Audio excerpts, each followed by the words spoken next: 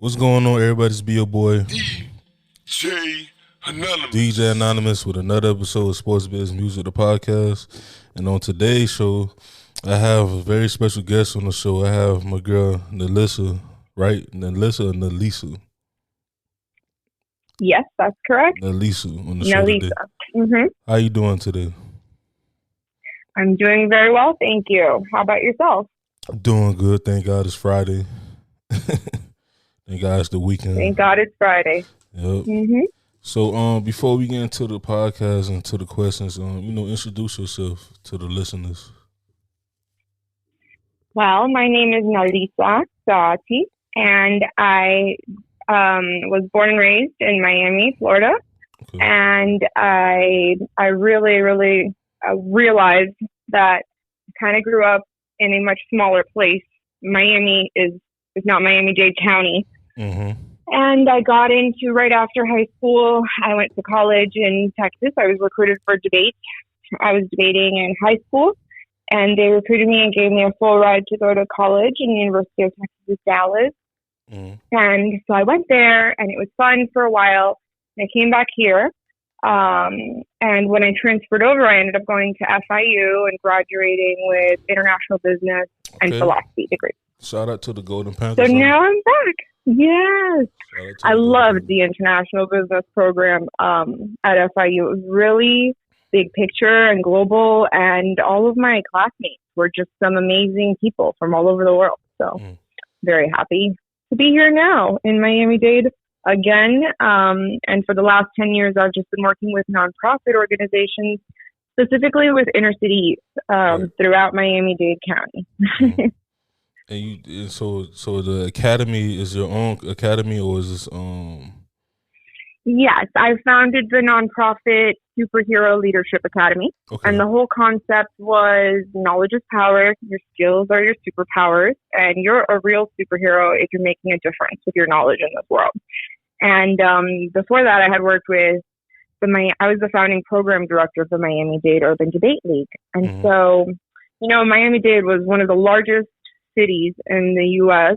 or the counties in the U.S. that did not have this kind of debate program for these students in these public high schools and middle schools. And so I realized this is crazy. Like, I had no idea that Miami-Dade was so divided, and how we really need to invest in these kids because they're going to become the leaders in all of these industries. And this concept of like what a superhero is something that I think everybody can relate to. And so I want to share the concept and really just bring together people so that we can all share our skill sets and superpowers with these students by just engaging in conversation. Yeah, because that's something. I started off. I was in Park and Rec, but my first job, I was working for Miami-Dade, but it was a program you're probably familiar with. It's called Fit to Lead. And Fit to Lead. Yes. That is an amazing internship program, right? It starts off, so it's like one of those funded grant programs. There's amazing programs like this and nonprofits that will not only get them jobs and careers, but train these leadership skills. How was that experience? Can you share that experience? So how I got the job was I think it was one of my advisors at FIU at the time. And you know how college is, once you in or when you become an alumni, they send you a whole bunch of internships and part-time and full-time opportunities. So when I got the email, I was just like, let me do it because, growing up, I was taught that, working for Miami-Dade County is like one of the prestigious, jobs to have down here. So when I seen that it was Fit to Lead, it was for the inner city kids, and I was able to get the chance to work for Miami-Dade. I just took the opportunity, and the experience was really good. Like, I love them kids. Even to this day, I still think of them, because that was probably about 6-7 years ago. So majority of them probably in high school or about to graduate from high school, or probably freshmen in college right now. So You know, it was a great experience. You know, working with the kids from like Liberty City.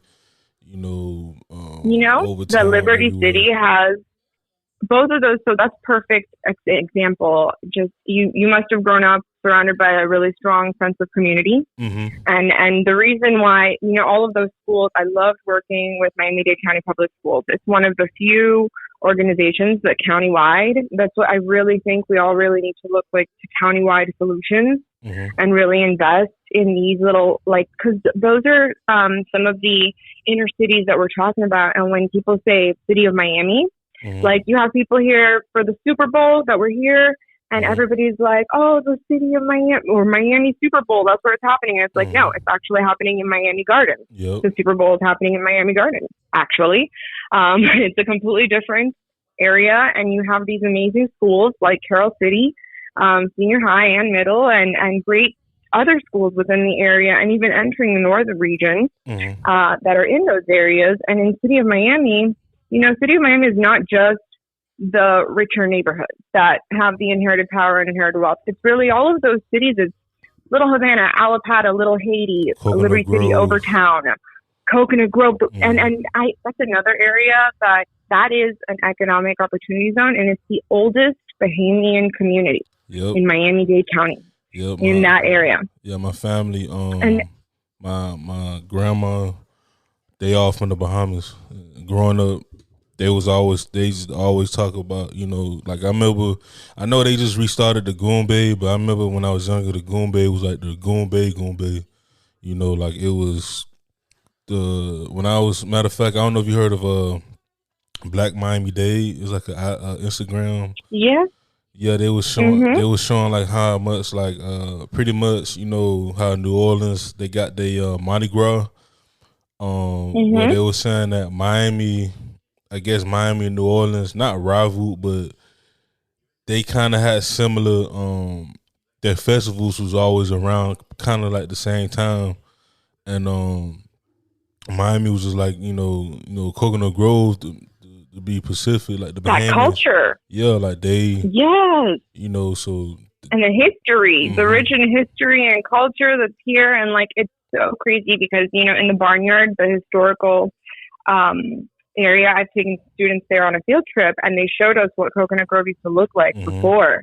And that you can even see like the water, and you could see to Brickell. Like there were not all of these massive buildings in the way. And that's, I have been for so long in those 10 years with the different nonprofits, which I really encourage everybody.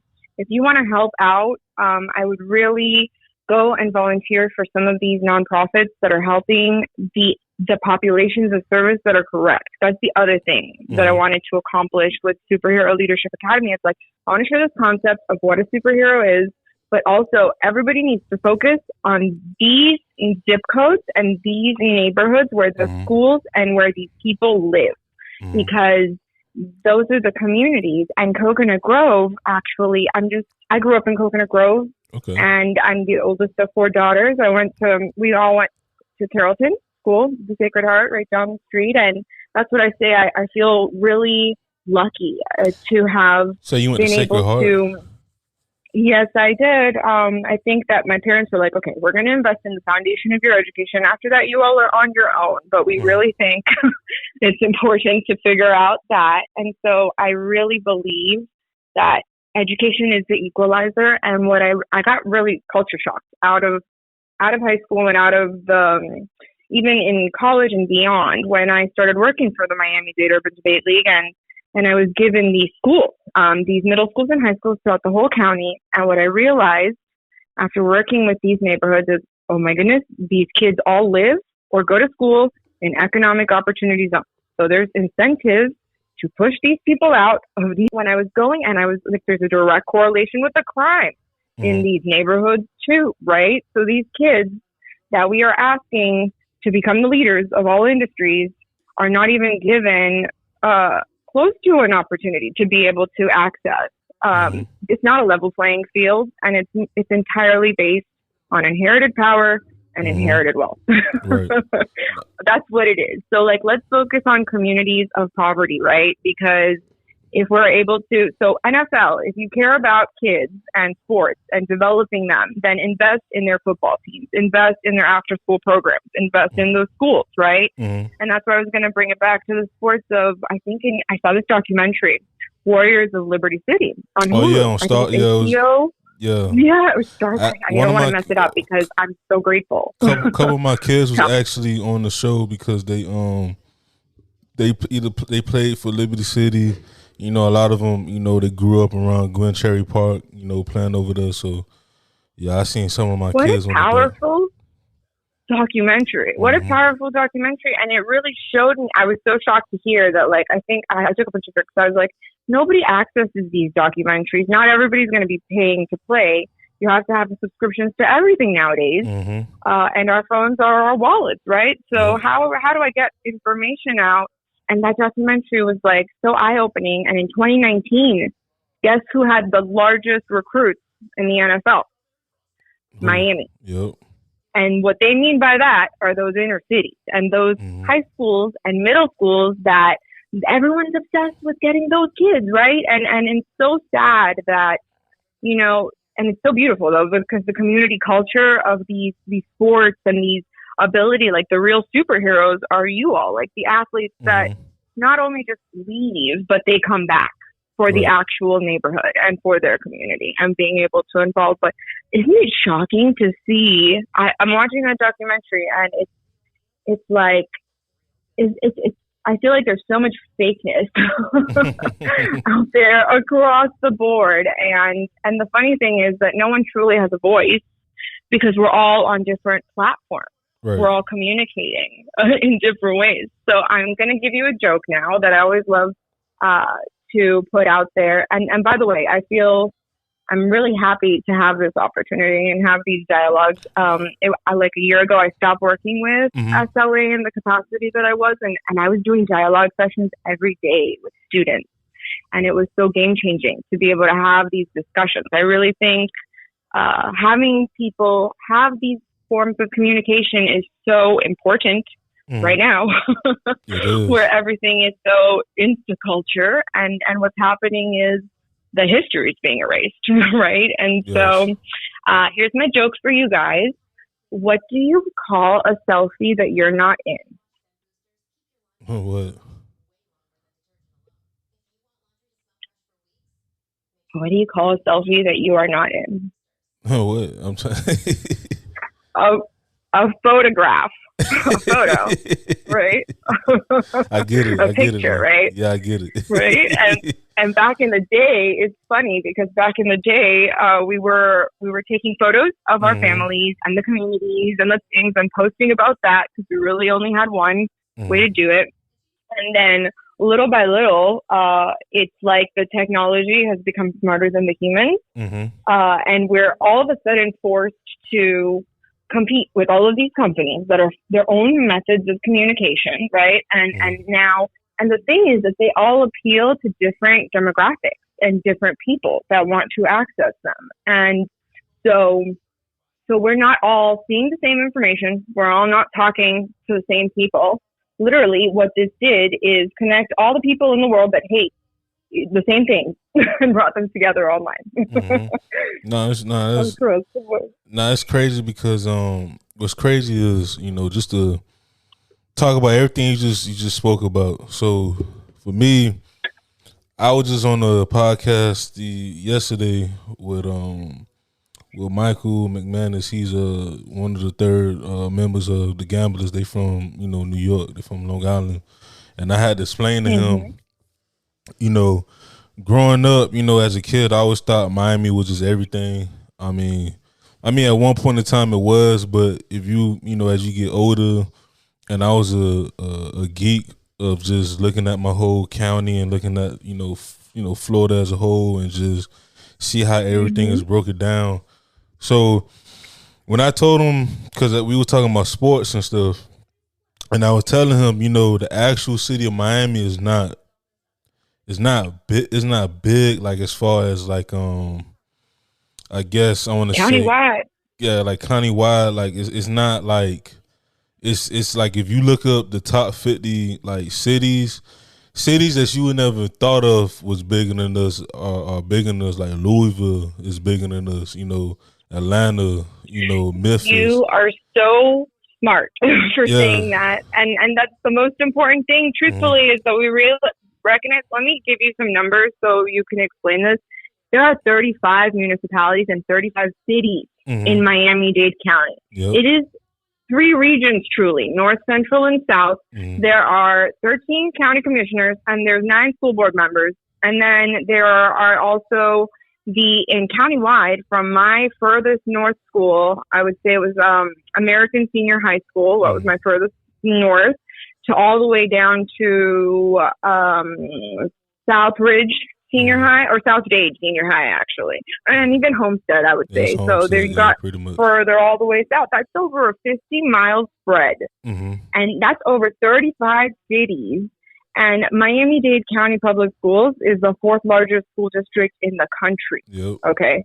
And in public education, that's K through 12 public education. I mean, out of education in the United States, from K, preschool, all the way to 12th grade, 95% is public education, people. 95%. That means there's a 5% children of people that can go to afford these private schools that are like, where these are the people that we are offering jobs to, essentially. That is the labor market of the United States, right? You have these kids that are graduating magnet programs, top athletes, academic, and also even activists, like, that are really becoming great humans. And they're not given an opportunity at all because their focus is survival, not how am I going to better myself, right? How am I going to truly focus? And that's why I say I'm so lucky to have been able to grow up and in a world where I did not have to worry about my survival or what food I was going to eat or where I was going to sleep. I was able to just focus on myself and developing and reaching my fullest potential, that self-actualization that people say, you know, in business, you need to reach the hierarchy of needs. You can't get to the top if you cannot eat. And so the homelessness, all of these things that we are seeing, it's like what you're saying. So telling people we need to take a countywide approach. And by the way, this can be modeled in every county in America, north, central, and south regions, right? We need to go to the central, north, and south regions and fund this pot or this trust, right? Because it's going to fund education for these kids and these opportunities, because what these kids need, food and technology. Those are the 2 main things that I am just like, what is going on? Everybody online is like in a snow globe that they are like living in. They need to wake up and recognize that they may have a voice on the internet, which is not even a voice because they're just a number now in this algorithm, right? We're all seeing different information. You have to pay to play. And by the way, all companies all own each other. So Facebook owns WhatsApp. Facebook owns Instagram. Okay, they just buy each other out, and then we have no choices anymore. The crazy thing about that is that I didn't know that Elon Musk actually was the original creator of WhatsApp. Well, there's all of this. All of the people that are responsible, all of the people that own all of the companies, they're 1%. They're a tiny group. They all have the same demographic profile. And that's the problem with the whole technology evolving and what business has evolved to become this thing called social entrepreneurship, right? Like it's not the same way as it used to be, where the companies were like, okay, make the most profit and like, let's destroy the environment and do all of this stuff, where there was competition. Now we kind of like need to work together, right? One way or another, or cooperate. And what true business is like, it's from beginning to end, treating your employees and your customer the right way, right? And continually improving. But we've like lost the sense of that. Now we're all eye zombies almost, I feel. Like I feel like, right? Like there's not this connection to humans. And I'm horrified because what's going on, like nobody's talking, right? And we're not all talking about these things. And we're not even given the presence on these platforms to be heard, right? So right now, everyone's complaining about political affiliations and who's in office and all of the stuff that's happening. At the end of the day, we all humans have we are on the same team. Like, Right. we're all going to die if we do not, like, start working together against all the same social evils. Like, this whole, like, for children, animals, and earth, right? Like, those are the things that we need to work together on. Mm-hmm. And I bet you this COVID thing, right? It's I could not believe this is happening, right? When it was unfolding before my very eyes, this whole COVID nightmare that had occurred. And I thought to myself, one thing that I did learn at the very beginning, I heard this guy say, well, now the world has one problem to solve. This is the first time in history. The entire world has no choice. We all have to figure out what the hell are we going to do right now, right? We still have this problem. And somehow the survival and the noise and the chaos that we've all gotten into, like, that's how I was able to really get like over 200 kids from high schools and middle schools, like, joining us and talking every day on Zoom, even though they didn't have computers. They would dial in and they'd help each other find solutions to do these things, is because going to each school and telling them, hey, you know what's going on here? The villains are winning. Like, they're turning us all against one another. All of these different issues that we're fighting for, you know, women and Black rights and all these different groups, right, that we're doing it, we're picking and choosing a specific piece of our identities at the end of the day to pick a side on. Right. And we're all human, and and hatred is learned. And so, like, the villains are winning because the opposite of chaos is prosperity. And so when we're all fighting each other, it's just, but the kids are the ones that are proving that right now. And happy to be talking to people like you and having these discussions and dialogues. And so now I want to ask you the question that I had for all of the people when we'd have these dialogue sessions each day with the students, which are, what are your superpowers and who are the superheroes in your life that were these role models or helped you get to where you are today, like in this role? It's really about building these mentorships and with these great people, right? Who are these superheroes. And then when I think about your superpowers, it's your talents, skill sets, or your abilities, the things that make you have the biggest sphere of influence with your power or your ability to create good change, right? So what are yours? I want to say that I'm very ambitious. I'm very, I just have great leadership roles. I'm a mentor as well. I just think overall, which is weird because growing up, I never used to talk like that.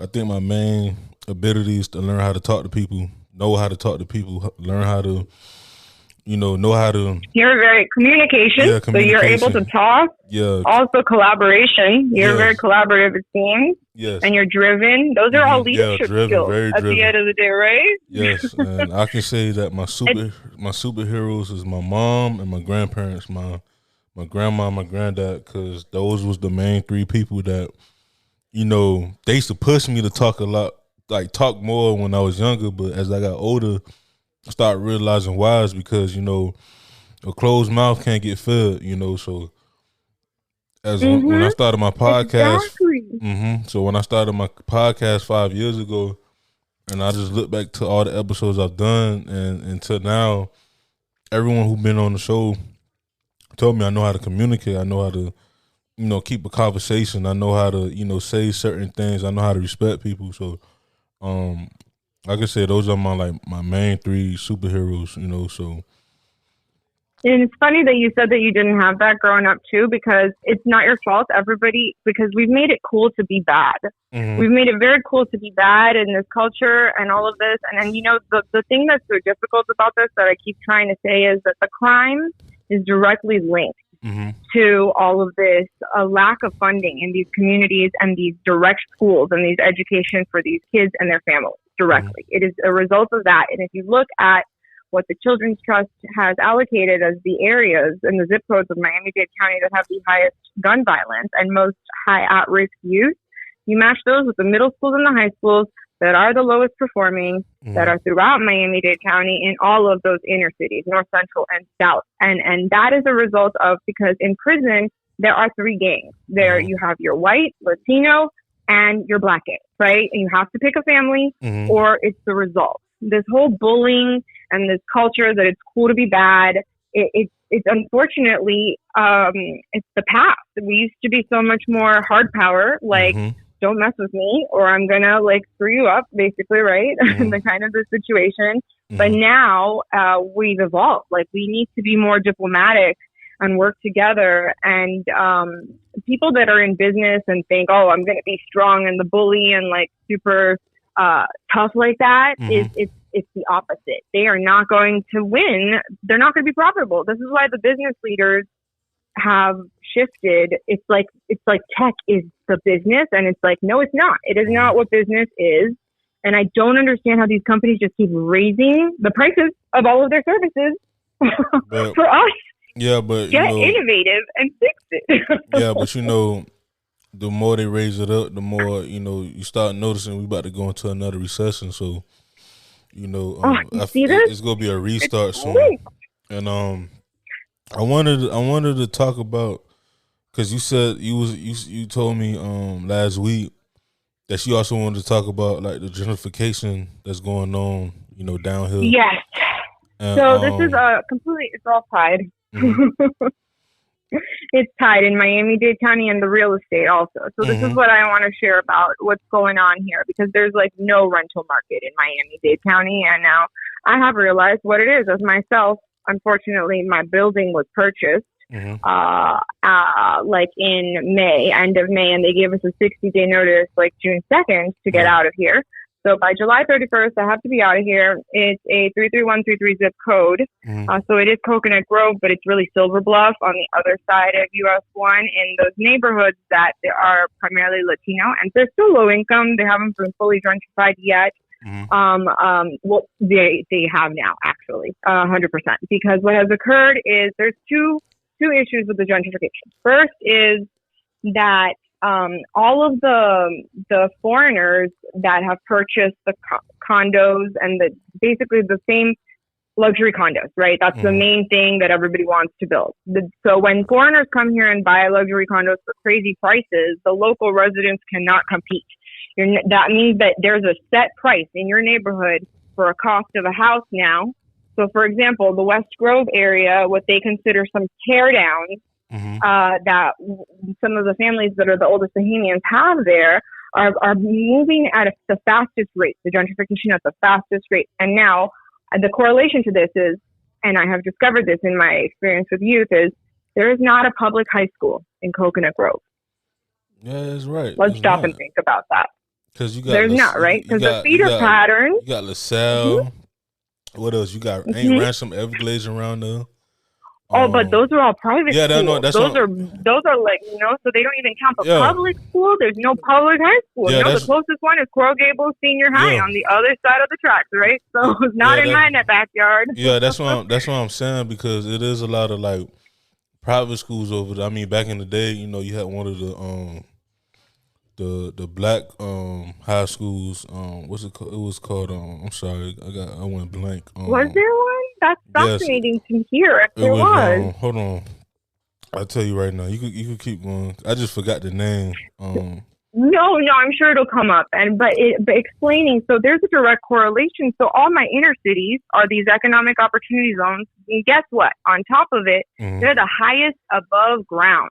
That's the second thing, right? So they haven't been destroyed by concrete and these buildings or any of these other mass people coming that have truly affected those areas. So it's higher above ground. So now all the developers are trying to push them out as quickly as they can, because guess what? The waterfront properties, the sea level rise, they're getting screwed over, right? So they need to move inward. So there's the climate gentrification, which is the second piece of this, like the whole environmental thing. Look, impoverished communities, at the end of the day, like everything is going to affect them the worst. All of these policies and issues that they are affected, and we need to recognize that it's entirely based on our education, funding for public schools, and the quality of teachers and people that we put, even in the police and all of these other positions also, right? How do you get those jobs in those roles, right? So the gentrification that is happening, and those are the most historical neighborhoods with all of the different groups and the neighborhoods that they're not cities, right? They're neighborhoods. The neighborhoods, so they have no voices, and a lot of them are in unincorporated areas or not unincorporated, but like, but the areas are so low income that there is not, what's preventing developers from coming, buying the land, converting it into luxury condos, right? So now you cannot live here unless you can afford to rent. Now, the problem with the rental market is really bad because if you're a realtor, you have access to the MLX or the MLS, which is the multiple listings. So you can research the properties that are available or not. And you're forced, if you have a license as a realtor, you have to have a firm that you're with and a phone number, a direct number that's on that listing. Mm-hmm. What is occurring now with the rental market is that they are putting them, they're not going to the MLS. Mm-hmm. You have, for example, a property, a shell company that owns the property, mm-hmm. a shell company that is the property management company, and a shell company that's the construction crew. Mm-hmm. They're all not linked to each other. They're evading taxes, laundering money, and basically they put all of these rentals properties on the multiple websites, right? Zillow, apartments.com, forrent.com, all of this stuff. But those websites do not have a realtor's phone numbers. They have no desire to do that. So they will have like a fake number that they put there, or they make you go through their website. Then you're able to communicate through them through email, and it's a back and forth, and it's a series of crazy hurdles that I have faced already, going through for them to give you a showing. Then you have your showing or whatever, or even not, put an application fee, because the demand, the need for housing is so bad in Miami-Dade County right now, that on all over the nation, that they are in desperate need to be able to, and that there's millions of dollars in rental assistance programs for them to pay. I'm seeing commercials from the Homeless Trust being like, please rent us your property so that we can pay you for a whole year, right? To these landlords trying to push it out there. But the problem is, what landlord is going to want to take government money when they can? So they take your application fee. I'm paying $50 for you to do my background check. You have my social security number. And then they're collecting all of these application fees. And then you wait days, and then they'll tell you, no, I'm sorry, you didn't approve for whatever reason, or we already rented it out to these other people that put in their application. So they look at all of the people. Imagine how many people are applying and paying application fees. And some people are even putting down deposits without a leases or any of this. There's no rules at this point. There's no laws for real estate regulation or protection of the tenants, honestly, in this nightmare situation that exists. So you have the rental market. That's why I feel like the rental market is not real here, because I'm a realtor myself. And the thing is that they will run from you if you're a realtor, because they don't want to pay commission. And also they're not doing things properly. Like there's not visibility. So if you don't know the laws, if you don't understand the laws, the legal, the political, then you're not going to realize like what they are doing is illegal. And we need to force accountability on these officials. So for example, City of Miami should be fining the permits, zoning, all of these dumping illegal, like they should be fining these illegal corporations and doing all this stuff. And I'm sure you're going to get plenty of money. And also the county, which is what they're doing, is investing, or they're trying right now to do the affordable housing. It needs to not just be real estate in the form of luxury condos. There is income producing real estate, right? You can do income producing parks, like Tropical Park makes money because they host the fair and all of these other things, right? And also community centers or businesses that you can actually shop at too and live in the neighborhood, not just work there and not be able to buy anything that's in that mall, essentially, right? So the gentrification thing is what I wanted to bring to people's attention. And that's why I really believe education is the equalizer, like just having these discussions and featuring different professionals and people that know about these things. Because I read a text message from Zillow, my sister sent me, and I wanted to share that message. And this is how I know about the Zillow thing, about the scam, which is that, just one moment, let me get it.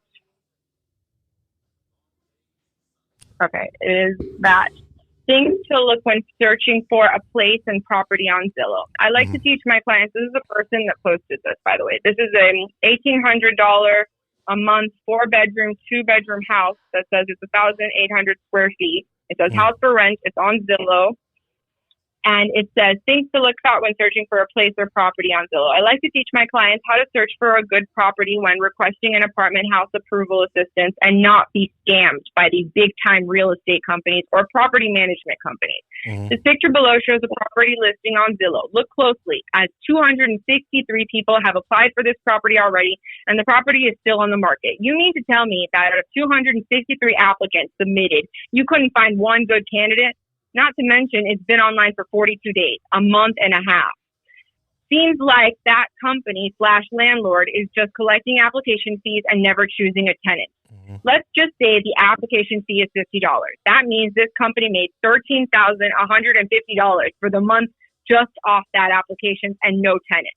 This also means they paid the rent mortgage of $1,800 and made a profit of $11,350. And this is what I call being scammed legally. Wow. So isn't that crazy to think about? And then you have labor law problems on top of that, because like I said, the construction company is not properly registered. They just dissolve the company at the end of the year, then don't pay the taxes they don't even know, or register these poor workers. They don't want to pay them.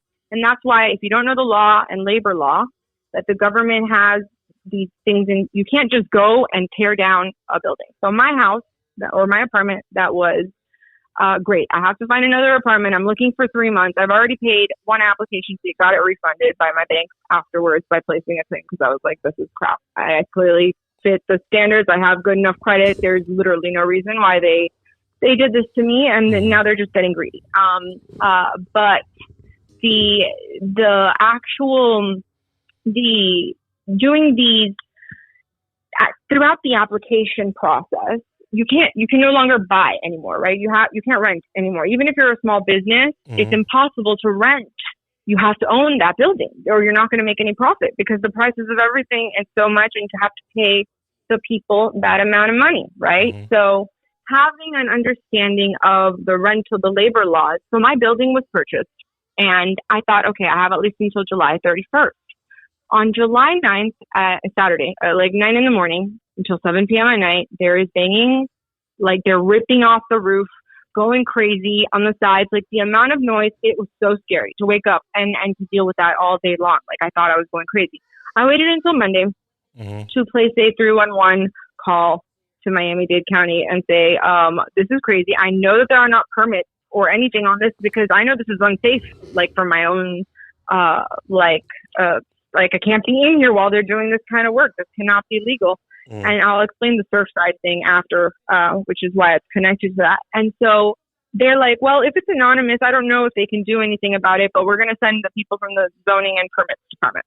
I spent 3 days trying to contact some people. I know different inspectors in the city of Miami. I'm able to contact them and everything. And it took finally until Thursday, an inspector to come out and put a property notice saying they had no permits on this property. They only have a 40 to 50 year inspection permit open.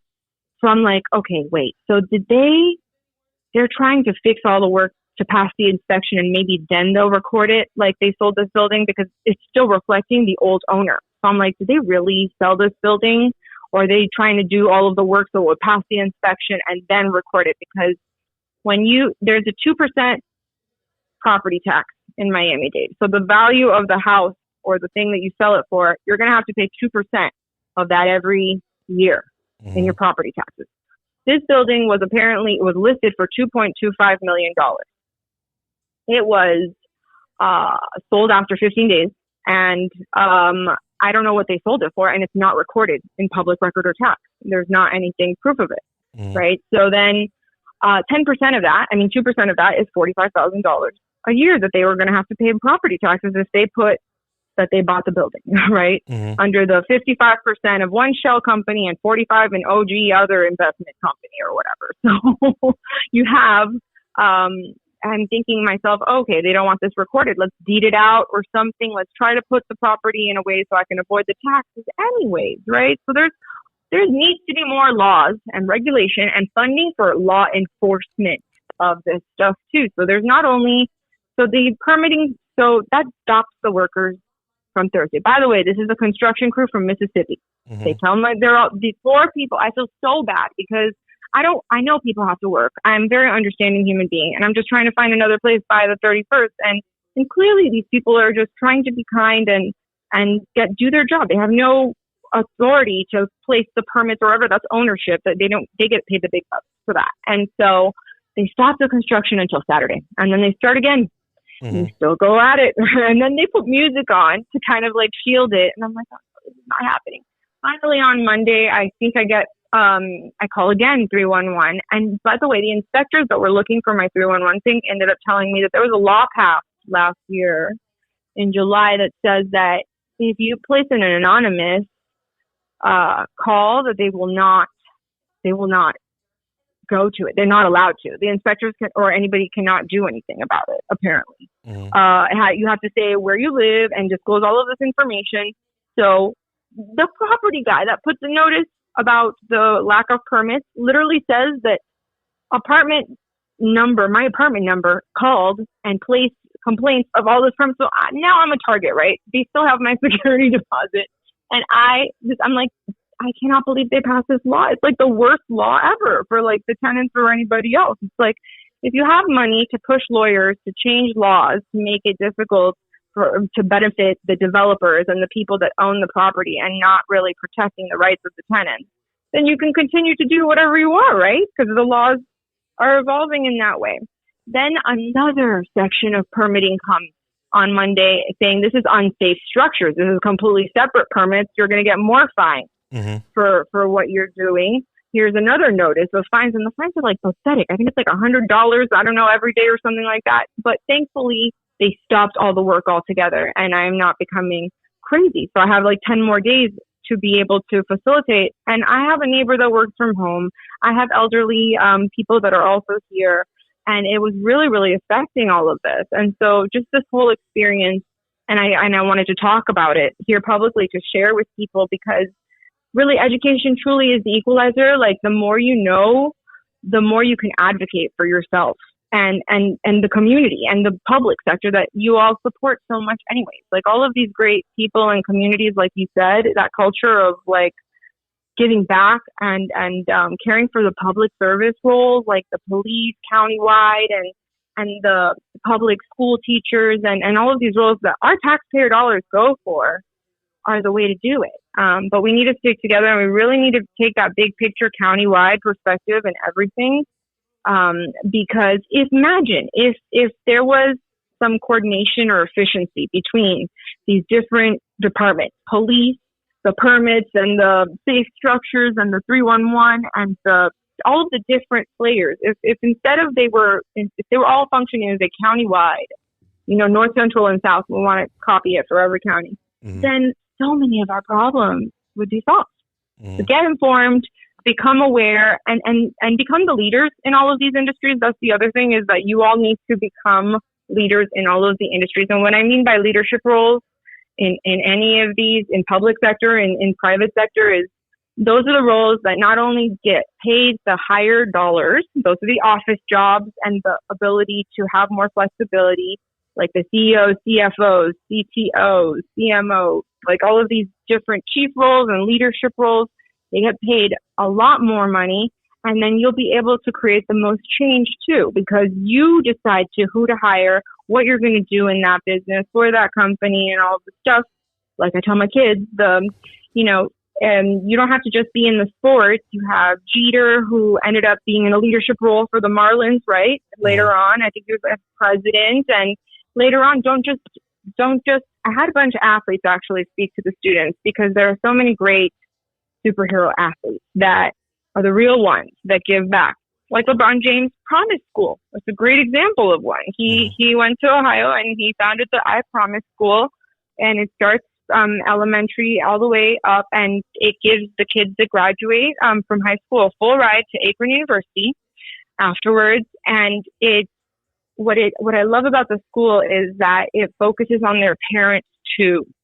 The parents get assistance trying to get jobs and development opportunities and registering for the different programs and just anything that they need, because it's not just the kids, it's the families too that have to be a part of it. And I think in his speech of the I Promise School ceremony, which is, I really recommend people, I usually share he's a perfect superhero, because he says, if I wasn't in these sports when I was younger, if I didn't have like these people around me in this community to keep me off the streets and to keep me from getting involved in these activities, I would have gone, down the wrong path. And so we need all of the superheroes out there to step up, and be able to do something for these kids. So imagine if every superhero, whatever your sphere of influence, did that.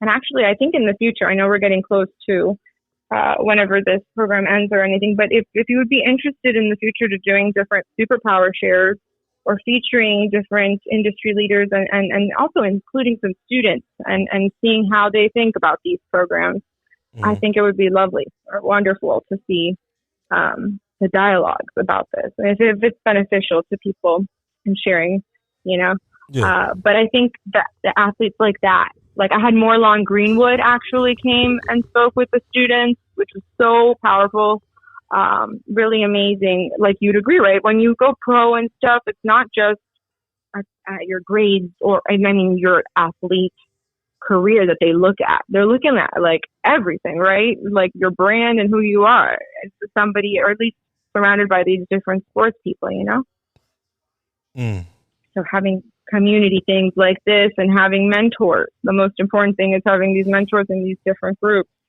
It can really change things, right? Yes. So before we end the podcast, where do you see yourself 5 to 10 years from now? I see myself in a leadership role, and I think it's going to be relating to youth development and education. I see myself uniting people, all types of humans, for children still, because that's been a really big area of mine, but I think it's going to be by teaching business. So I see myself creating partnerships between public and private folks and uniting superheroes continuously. Like, even though I'm no longer with that organization, I really do believe that there are good humans out there, and I don't think of things like a consulting, but all of the relationships that I enter in are mutually beneficial. So if you all continue to surround yourself with good people and pick and choose what information you are accepting as real and not, and be curious, investigate further, then I think it's going to be a much better place in the future. I see us all working much better together in the future because it's inevitable. Like, we have no choice, basically, right? It's at this point right now, this is the time. And so I'm sure that you will be there just like me in these roles. The good people will be at the forefront because this is a global revolution that's happening right now. I really think that people all over the world have been taken advantage of for so long by what is a small percentage of power, right? That inherited power and that inherited wealth. And for so long, these big companies and people have abused power, and now people are just fed up. They want to be involved and they want a better world for all of us. So I think, thank you for having me on this show. I look forward to having more dialogue and learning a lot more about the great work that you all are doing. No problem. And thank you for coming on the show once again. And we could do this again. But this has been your boy, for sure, DJ Anonymous, with another episode of Sports Biz Music, the podcast with Nalisa, right? Yes, that's correct. Nalisa Saati. Thank you, guys. Saati, and we out. Peace.